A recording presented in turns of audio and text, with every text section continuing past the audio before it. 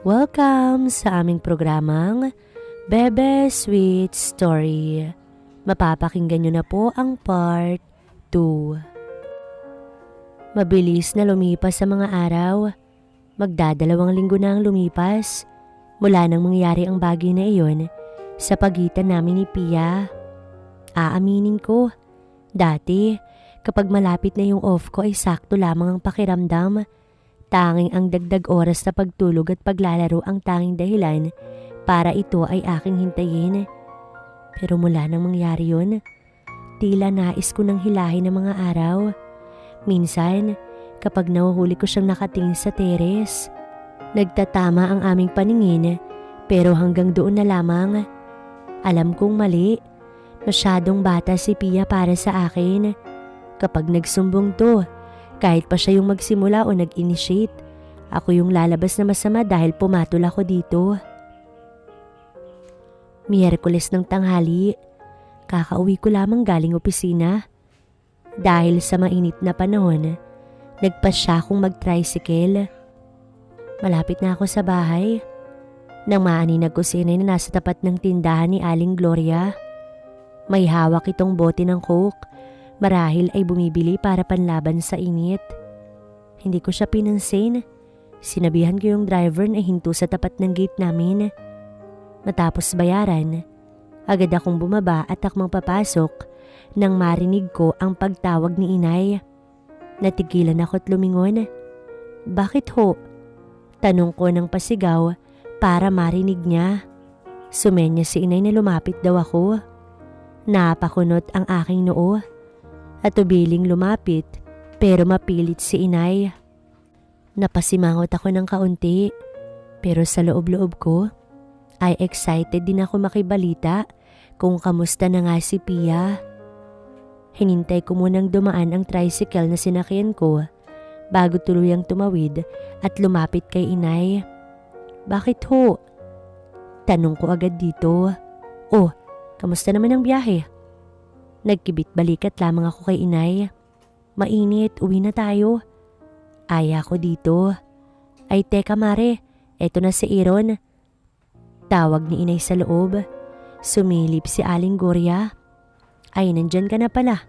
Ikaw na kayang magsabi mare. Wika nito, sabay baling kay inay. Naguluhan ako.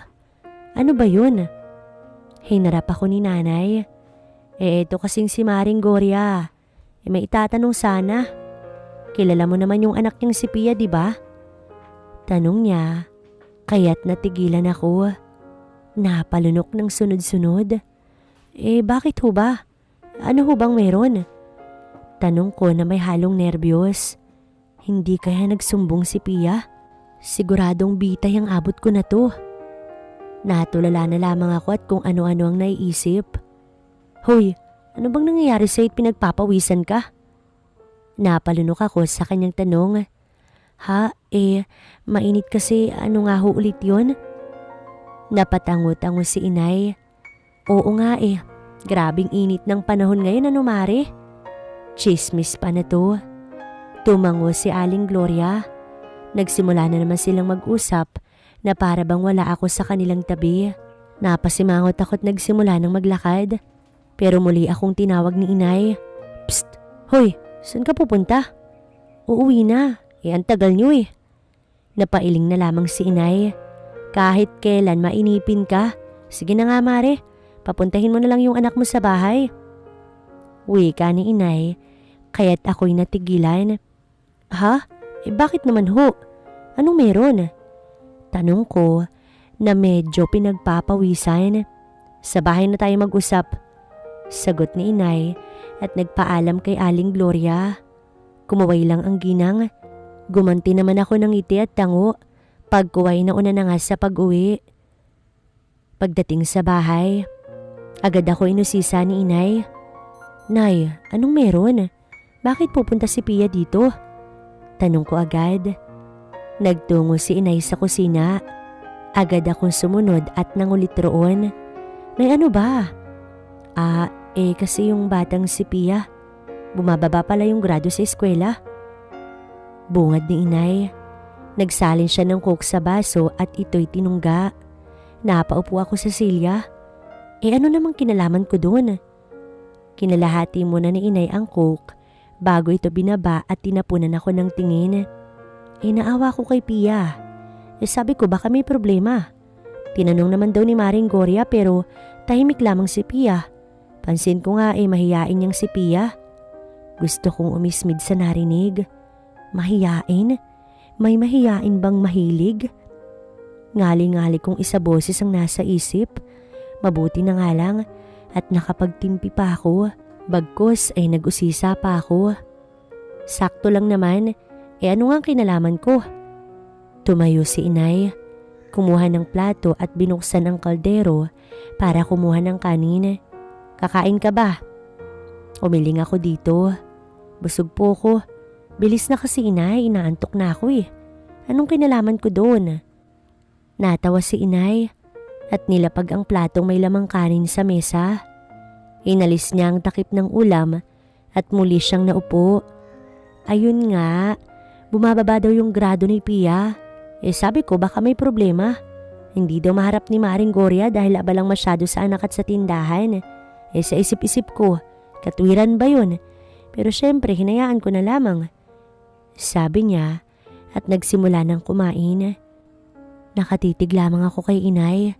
Hinihintay na isiwalat niya ang kinalaman ko kay Pia. Pero nainip ako at muli siyang kinulit.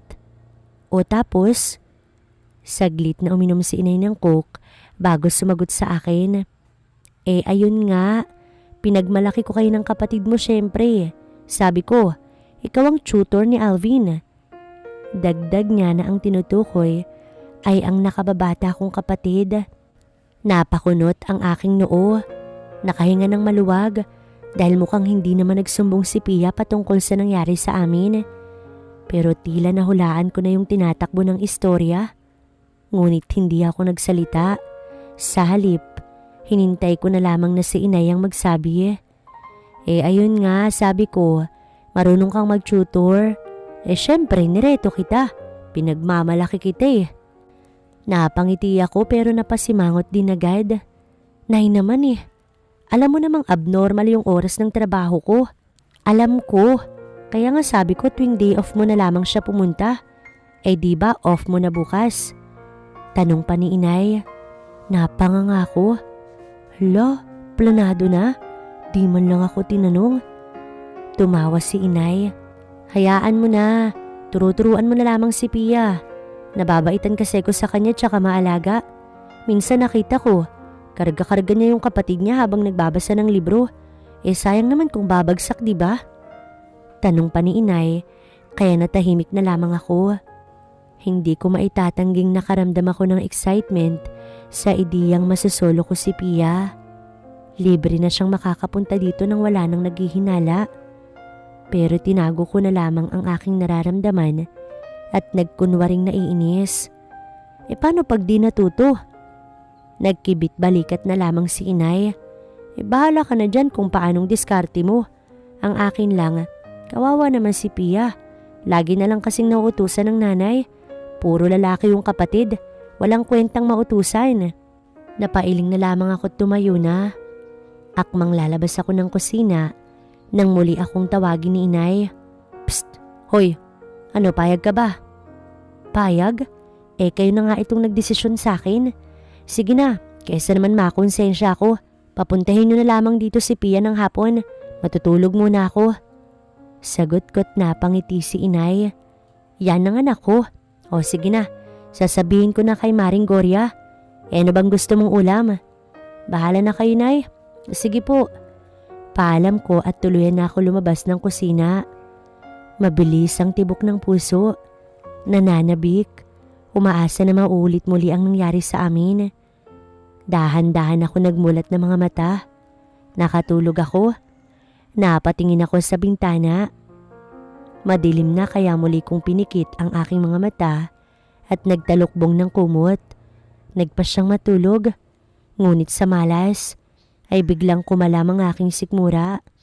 Sinubukan kong ignorahin ang gutom pero muli rin ako napadilat nang makarinig ako ng kaluskos. Inalis ko yung kumot at sinilip ang pinanggagalingan. Napasimangot ako nang makita ang kapatid kong si Alvin na naglalaro sa aking PC. Hoy! Napalingon ng mukong, ngumiti at muling binalik ang atensyon sa kanyang nilalaro. Sinong nagsabi sa'yong maglaro ka dyan? Napakamot sa batok si Alvin. Kuya naman palaro lang, sungit mo naman. Dahan-dahan na akong tumayo at sumandal sa dingding. Saglit ko siyang tinignan. Anong oras na? Mag-aalas 11 na kuya. Sagot ni Alvin nang hindi lumilingon. Natigilan ako. Kaya pala nagwawala na yung alaga ko sa tiyan. Sandali muna akong nagmuni-muni bago nagpa siyang tumayo na. Bilisan mo na nga dyan at matulog ka na. Lagi ka na lamang tanghali kung gumising. Oo na, sige na. Siya nga pala, hinahanap ka kanina ni Pia. Imporma ni Alvin. Napahinto ako sa akmang paglabas ng kwarto nang marinig ang pangalan ni Pia. Aha? Bakit daw? Ewan ko, si Inay ang nakausap. Narinig ko lang yung pangalan mo. Sagot din ni Alvin.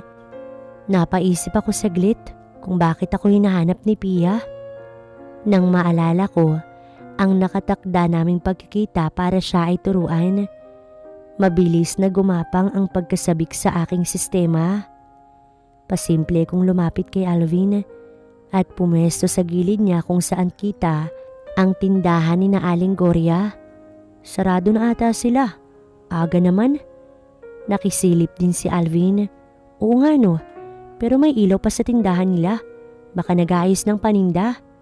Sambit niya't tinuloy ang paglalaro. Balak atang magpa-tutor ni Pia sa akin. Natigil sa paglalaro si Alvin at napatingin sa akin. Weh, bakit mo siya tuturuan? Daya mo naman. Ako nga hinahayaan mo lang. Hindi makapaniwalang tanong niya. Natawa ko ng mahina. Pagkuway sinulyapan ang sarado nilang tindahan. Si Inay ang nagpresenta. Bumabagsak na daw si Pia. Katamad nga Tsaka bakit kita tuturuan? Kayang-kaya mo naman, di ba? Natahimik si Alvin at napatitig sa monitor. Pumayag ka. Saan mo naman siya tuturuan? Nagkibit balikat na lamang ako. Alam mo naman si Inay, bida-bida. Dito ko na lamang siguro siya tuturuan. Masikip sa kanila Tsaka nandun yung mga kapatid niya. Hindi rin kami makakapag-focus. Lalong natigilan si Alvin. Nagtaka ako pero napangisi. Tuwang-tuwa ka naman. Hindi tinago ng mukong ang kasiyahan. Syempre, alam mo namang crush ko siya. Buti na nga lang sa'yo nagpaturo. Sama mo ko minsan kuya ha. Kunwari, tuturuan mo din ako. Natawa ako at pinitik ng mahina ang kanyang tenga. Loko-loko ka. Second year si Pia at ikaw third year ka na. Magkaiba na yung subjects nyo. Halatado ka masyado. Napakamot sa batok si Alvin pero ngumiti lang na parang tanga. Oo nga, paano kaya ako makakadiskarte? Tulungan mo naman ako kuya. Naisip ko yung nangyari sa pagitan namin ni Pia. Kung malalaman kaya ito ng kapatid ko, magagalit kaya sa akin? Pinilit ko na lamang umiti at marahang tumango. Mag-aral kang mabuti para di ka matulad sa akin. Ayos naman yung trabaho mo Puri pa nito sa akin. Maayos nga pero syempre, mas maganda pa rin yung may tinapos ka. Ano bang ulam? Minudo, basta kuya. Tulungan mo ko kay Pia. Pangungulit ni Alvin. Natawa ko ng pilit. Tignan natin. Matulog ka na pagkatapos niya na. Baka abutan pa kita. Banta ko sa kanya. Oo na nga. Pero paano si Pia? Anong oras ba yung tutor nyo? Tanong ni Alvin. Natigilan ako't napaisip. Ngayon sana maganda para hindi masyadong mainit. Pero sarado na ata sila. Muling sinilip ni Alvin ang tindahan. May ilaw pa nga. Baka gising pa sila. Penging pera, bibili ako. Sarado na nga, bibili ka pa. Baka magalit sila Aling Gloria Katwiran ko para pagtakpan ng excitement. Subok lang naman. Di pag di sumagot, di wag. Wika ni Alvin. Natahimik ako't napaisip. Hindi na ako nagpakipot. Gusto ko ring malaman kung gising pa nga si Pia. Agad kong tinungo ang wallet ko at naglabas ng 50 pesos. Oh, bili ka ng coke tsaka chichirya. Pag di na sila nagbukas, maghanap ka ha. Kasalanan mo yan eh. Ngumiti si Alvin. Hindi na nagabalang tapusin ang ginagawa. Agad niya itong iniwanan at lakad takbong lumabas ng kwarto. Napailing na lamang ako. Kitang-kita yung excitement sa mukha ng kapatid ko. Malaki talagang pagkakagusto niya kay Pia. Hindi ko naman siya masisisi. Maamo ang mukha ni Pia at malambing. Masunurin din at matulungin sa mga magulang. Halos hindi na nga yata ito nakikitang naglalaro o naglilibang tulad ng mga kaedad nitong dalagita. Natigilan ako nang maisip ang pinaka-obvious na dahilan kung bakit magugustuhan ni Alvin si Pia. Magkasing edad lamang ang mga ito. Napailing na lamang ako't natawa sa sarili. 15 anyos lang si Alvin at 14. Bagay na bagay sa isa't isa. Samantalang siya, 26. Lampas isang dekada ang agwat. Muli akong napailing.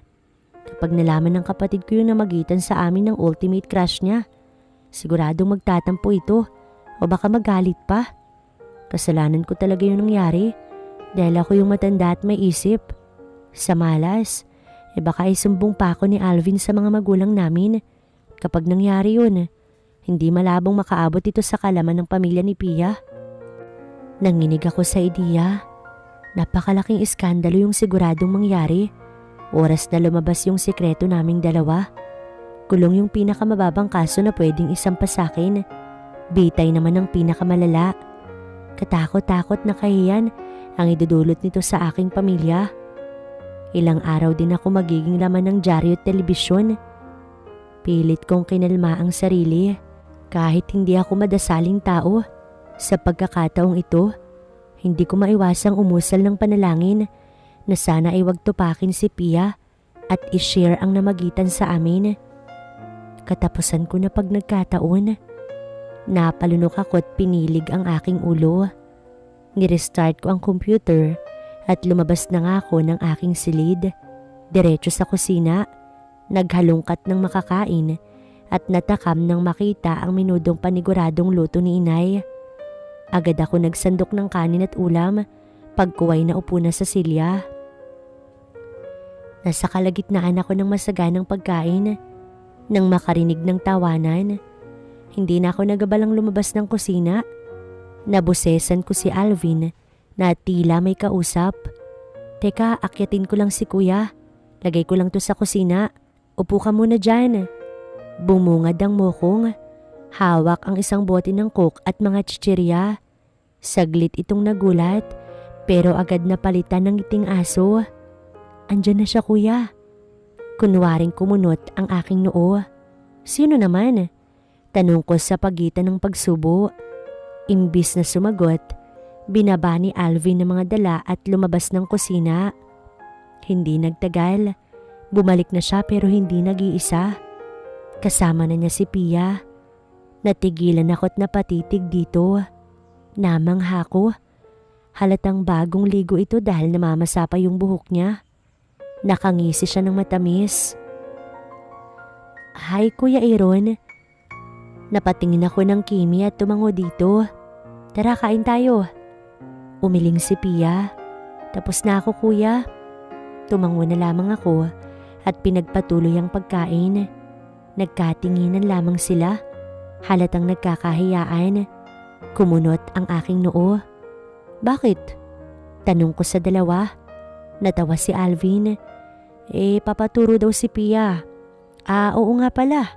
Buti gising ka pa. Ngumiti si Pia. Kitang-kita ang pantay-pantay at mapuputi niyang ngipin. Parang nabato-balani si Alvin. Hindi ko siya masisisi. Maging ako ay namangha kay Pia. Opo. Tinutulungan ko kasi si inay na mag-imbentaryo. Kaya pala maaga kayo nagsara. Puna ko para may pag-usapan. Tumango ang dalagita. Opo, every month nag-iimbentaryo si inay. Tumutulong ako sa kanya. Kung umupo kaya kayong dalawa, para kayong sira Hoy Alvin, bigyan mo ng coke si Pia. Parang nagising sa panaginip ang kapatid ko. at dali-daling kumuha ng baso. Humiling ang dalagita. Naku, wag na po. Binili niyo yan sa amin eh. Natatawa niyang sabi. Ano? Sige na. Gusto mo bang kumain? Marami pang ulam. Hindi na po, salamat Alvin. Magalang na sabi niya sa kapatid ko. Ngiting aso naman ang mukong. In love na ata. Naupo ito sa tabi ni Pia. Ano bang ginagawa ng mga kapatid mo? Hindi ka man lang tinutulungan? Tanong ni Alvin. Sumimsim ng kaunti si Pia. Malungkot itong umiti. Wala pa sila. Natigilan ako. Si Paul, maniniwala pa ako kasi tambay naman talaga yon. Pero yung ate mo tambay din. Tanong ko at nagkibit balikat lamang si Pia. Ewan ko, kalalabas lang kanina. Yaan mo na nga sila. Nakangiti niyang sabi. Hindi man lang sinasaway ng nanay mo. Umiling si Pia. Nagtatalo lang sila. Kawawa naman si nanay. Mabait talaga to. Ni hindi nito makuhang magalit sa mga kapatid na pabaya at pabigat. Napangiti na lamang ako kay Pia at nagmadali na sa pagkain. Matapos na to ay agad kong nilagay sa lababo ang mga pinagkainan. Sinitsitan ko si Alvin at nginuso. Napakamot siya. Kuya naman eh. Anong kuya naman? Hindi porke nandito si Pia mag-iinarte ka na sa akin. Hugasan mo na tong mga pinagkainan ko. Huwag mong ipakita kay Pia na tatamad-tamad ka dito sa bahay. Parang ayaw ni Pia ng tamad eh. Bumungis-ngis ang dalagita. Natigilan si Alvin at napaisip. Pagkuway dali-dali itong nagtungo sa lababo at sinimulang hugasan ang aking mga ginamit. Pakitang gilas din eh. Tara sa salas, Pia. Yan ba yung papaturo mo? Tanong ko na ang tinutukoy ay ang mga dala niyang libro at notebooks. Tumango si Pia. Nagpauna na ako sa salas at naupo sa sofa. Naupo naman si Pia sa aking katapat. Nilapag niya sa lamisita ang mga gamit at dinampot ang isang notebook. Medyo mahina kasi ko sa English, kuya. Call center ka, diba? Sigurado magaling ka dito. Nagkibit balikat na lamang ako. Sakto lang naman, patingin nga. Wika ko at kinuha ang kanyang notebook. Nagtama ang mga kamay namin. Napatingin kami sa isa't isa. Napangiti si Pia kaya ngumiti rin ako. Salamat ulit kuya ha. Saan? Ngumiti ng matamis si Pia. Dun sa ginawa mo sa akin nung nakaraan. Napalunok ako. Double meaning ang sinasabi ni Pia. Nabuhay ang aking nararamdaman.